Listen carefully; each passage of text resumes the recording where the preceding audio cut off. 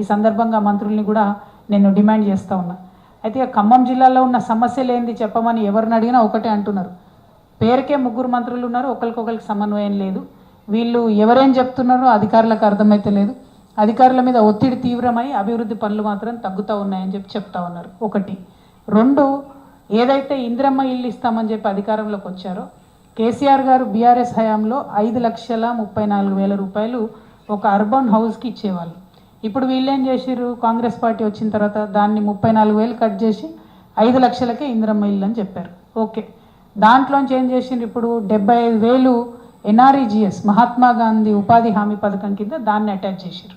దాంతో ఏమవుతుంది, ఇల్లు కట్టుకునే వాళ్ళకి ఆ 75,000 రాకుండా పోతున్నది. కాబట్టి ఇల్లు ఎవరికైతే వచ్చింది కూడా కాంగ్రెస్ వాళ్ళకే ఇచ్చుకున్నారు, కార్యకర్తలకు ఆల్మోస్ట్ ఎవ్రీ విలేజ్లో 5-10 మందికి వాళ్ళకే ఇచ్చుకున్నారు.